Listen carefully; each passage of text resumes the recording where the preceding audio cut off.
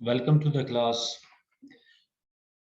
آج کی ویڈیو میں ہم پڑھیں گے کہ ڈپریسیشن کے کون سے میتھڈ آپ نے استعمال کرنے ہیں اور کس طرح آپ نے ڈپریسیشن کو چارج کرنا ہے. اس سے پہلے کی ویڈیو میں ہم نے ڈپریسیشن کے بارے میں پڑھا تھا اور 5 ٹائپس آف ڈپریسیشن ہم نے ڈسکس کیے ہوئے تھے، جس میں سب سے پہلے آپ کا اسٹریٹ لائن میتھڈ تھا. ٹھیک ہے جی، جس میں آپ نے ڈپریسیشن کو معلوم کرنا ہوتا ہے اور جو بھی ڈپریسیشن آپ کا آتا ہے وہ وہی اماؤنٹ آپ کا ہر سال وہی چلتا ہے. ٹھیک ہے جی، یہ آرگنائزیشن کے لیے کافی آسان ہوتا ہے کیونکہ اس کی کیلکولیشن آپ کے لیے بھی جو ہے وہ سمپل ہوتی ہے اور اس کو زیادہ تر جو ہے وہ فالو کیا جاتا ہے. پھر اس کے بعد ہم نے جو ہے وہ ڈکلائننگ میتھڈ پڑھا تھا. ٹھیک ہے جی، ڈپریسیشن کا، جس میں ہر سال میں پہلے سال کا جو ڈپریسیشن ہوتا ہے وہ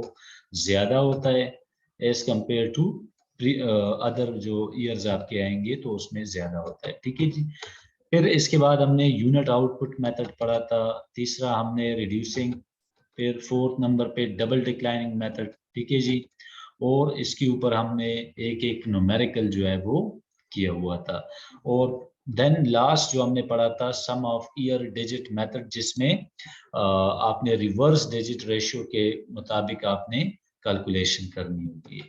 تو آج جو ہمارا ٹاپک ہے کہ اگر تو آپ ڈپریسیشن کو کیلکولیٹ کرتے ہیں، what will be the procedure، کون سا میتھڈ آپ اڈاپٹ کریں گے. So the method should allocate cost in proportion to the benefit generated from asset. جو ایسٹ سے آپ کو بینیفٹ جنریٹ ہو کے ملے گا تو وہی کاسٹ آپ کو ایلوکیٹ کرنی چاہیے وائل کیلکولیٹنگ ڈپریسیشن. یعنی کہ آپ کا جو ڈپریسیشن جو آپ معلوم کر رہے ہیں یا جو آپ چارج کر رہے ہیں فرم کے ایسٹ میں سے، وہ اماؤنٹ اتنا ہی برابر ہونا چاہیے اس ایسٹ کے کاسٹ کے مطابق. یعنی کہ اس کی کاسٹ، ڈپریسیشن کی کاسٹ آپ کے ایکچوئل ایسٹ کی ویلیو سے زیادہ نہیں ہونی چاہیے. ٹھیک ہے جی، تو فرسٹ جو پریکاشن ہے یہ ہے کہ آپ کا asset depreciation value must not be greater than the value of net asset.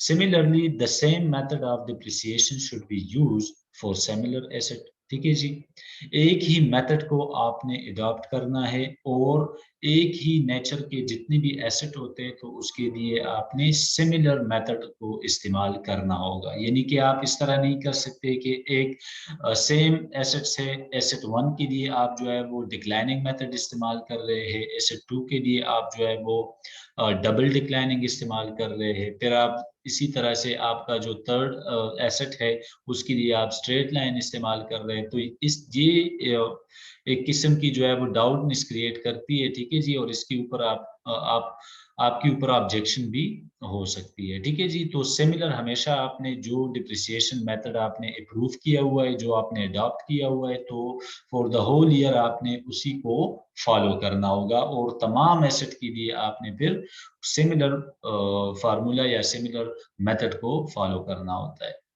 Method should be selected which one is easy to apply in practice, اور ایسے میتھڈ کو آپ نے استعمال کرنا ہے جو پریکٹیکلی جو ہے وہ اپلیکیبل بھی ہو اور ایزی بھی ہو. ٹھیک ہے جی. Now the next topic is asset acquired in the middle of an accounting period. اگر آپ ایک ایسٹ کو ڈیورنگ دا فائنینشیل ایئر آپ پرچیز کرتے ہیں یا اس کو استعمال کرتے ہیں، then what is the procedure? So basically there are two ways to treat this kind of scenario. The first one, proportionate depreciation should be charged according to the period for which asset has been used. اتنا ہی آپ depreciation اس کے اوپر charge کرے جتنا کہ وہ asset استعمال ہوئے. فار ایگزامپل آپ کا فائنینشیل ایئر جو ہے وہ سٹارٹ ہوتا ہے 1 جنوری سے اور اینڈ ہوتا ہے 31 دسمبر پہ، اور آپ نے ایسٹ کو پرچیز کیا ہے آپ نے جون ٹھیک ہے، جون میں آپ نے اس کو پرچیز کیا تو جون کے بعد جو آپ کا اینڈنگ 31 دسمبر آتا ہے تو یہ تقریباً آپ کا کوئی 6 مہینے آتا ہے، جس کا مطلب یہ ہے کہ آپ نے لیٹ سپوز 6 مہینے اگر کوئی ایسٹ استعمال کیا ہوا ہے تو آپ کو چاہیے کہ آپ صرف اور صرف اس 6 مہینوں کا ڈپریسیشن آپ اس پہ چارج کریں، کیونکہ جو ویلیو آپ نکالیں گے وہ ایکچوئل ہونی چاہیے اور ایکوریٹ ہونی چاہیے۔ اگر آپ پورے سال کا اس پہ چارج کریں گے تو آپ سے یہ پوچھا جا سکتا ہے کہ بھائی آپ نے 6 منتھ جو ہے وہ ایسٹ کو استعمال کیا ہوا ہے، why you are charging the whole year depreciation، ٹھیک ہے جی۔ Then the second one, full year depreciation charge in the year of acquisition and no depreciation will be charged in the year of disposal۔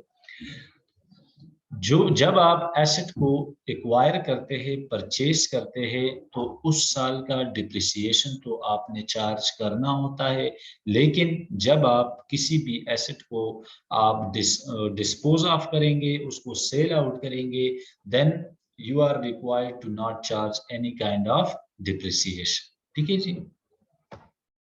Now what is the accounting entry for the depreciation? So always debit depreciation expense and credit allowances for depreciation۔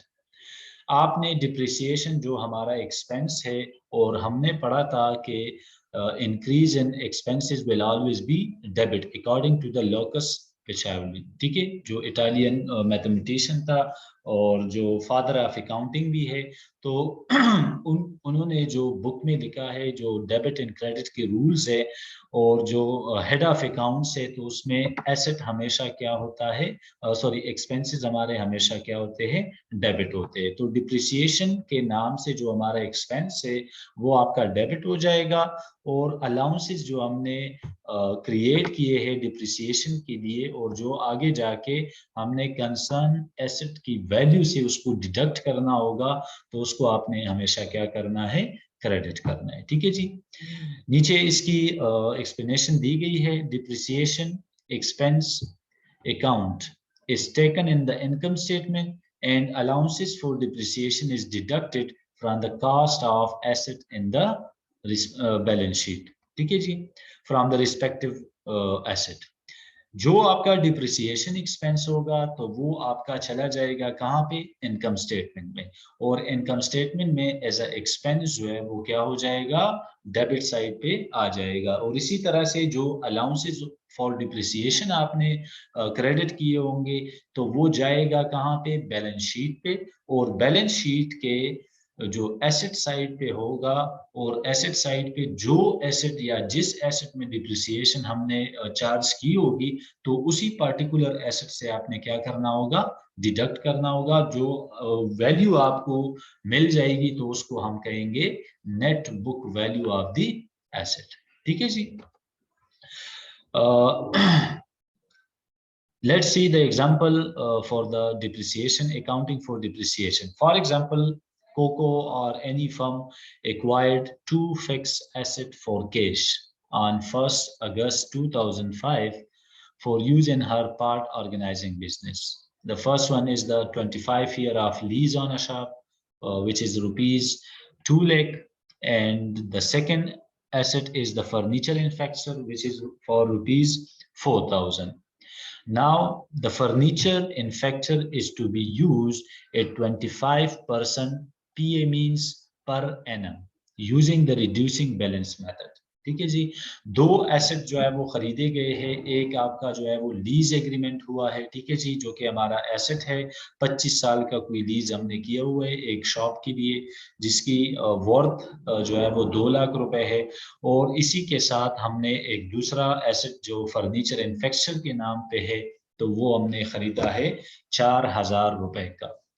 اب یہ کہہ رہا ہے کہ furniture manufacture جو ہم استعمال کر رہے ہیں تو اس کے اوپر ہم نے ایزیوم کیا ہے کہ ہر سال پر اینم، ہر سال ہم نے 25% اس کے اوپر ڈپریسیشن کو چارج کرنا ہے، لیکن جو میتھڈ ہوگا that will be reducing balance method.